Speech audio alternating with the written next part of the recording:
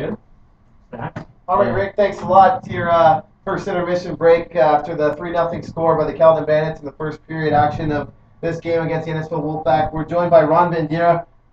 Ron Bandeira, I'm saying it right, yeah, assistant coach of the Caledon Bandits, and also the statistician of the Bandits. You've taken a lot of stats too. 3-0 game so far. You said Coach Sonny Sampson send the boys for a run during the break.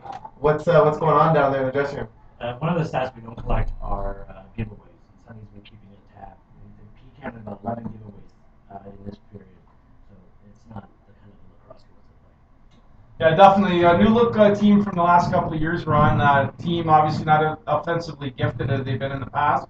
Going to have to concentrate a lot more on discipline, staying out of the box, and definitely playing a lot more defensively. Not really doing that so far throughout the season, what we've seen so far. What can we do as far as a team to improve not having that offensive giftedness that we've had in the past?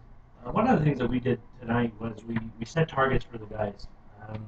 We wanted to keep up with the stats from last year. So 9 goals on offense, keep up less than 6 goals on defense. And that's what we're trying to get the guys to have the pride in their game.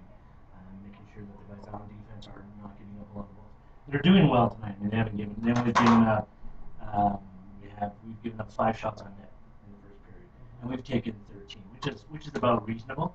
We're shooting for about 15 shots on net in a period, 4, and roughly about 10 a game. How big is it for you guys to have a player like MJ Kikabel return to the lineup tonight?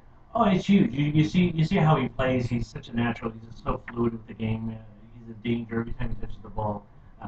Last game, I think he scored 3 goals on 4 shots. I mean, he really is a gifted player. Yeah, it's definitely important, I think, to have those type of guys back in the lineup, especially with the experience from his field down in the States. And he's one of those type of guys the team can lean on for a little bit of offensive stuff. With a lot of changes in the league this year, West Durham leaving the league, Whitby coming into the league. Tell us a little bit of what you know about that story and how that all transpired with West Durham folding their tent and Whitby coming in.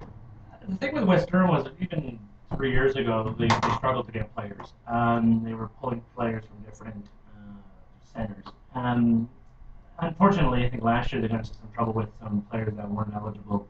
And this year, they had to fold. And it really is unfortunate because they were one of the original 5.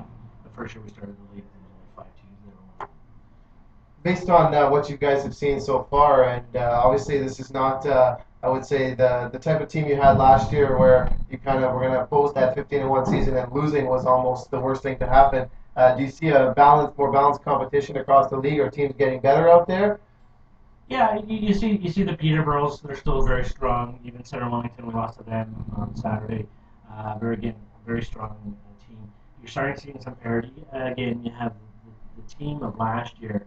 We lost, I believe, 5 players, 5 of our veterans. We only have 7 from the original, from the first season. We have 7 of those players left. And so, yeah, it's a rebuilding year for us. We have a lot of good, strong, young talent, but they need to sort of step up their game a little bit. And we're pleased to be joined by Josh Duncan, who got sent out for a bit of a run with the rest of the team. Ron was filling in for him, but Josh, thanks for coming up to the booth and talking a few minutes with us. Being one of the rookies on the team, tell us a little bit about your background, where you came from, where you played before, and what's it like to be a Caledon Bandit now?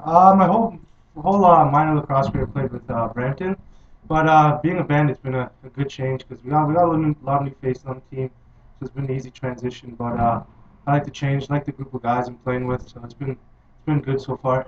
Yeah, you look great out there. We noticed you got a penalty right before you came up, so that was nice of you to accomplish that for us. So we get to know you a little bit while you're up here in the booth.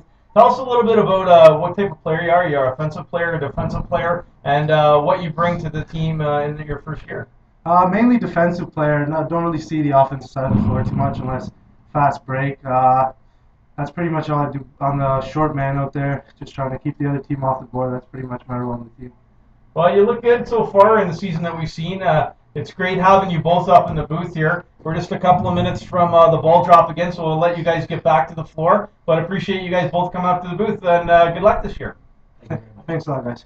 We're going to take a little commercial break. Again, that's our first intermission guests, Josh Duncan and Ron Bandeira, assistant coach for the Caledon Bandits.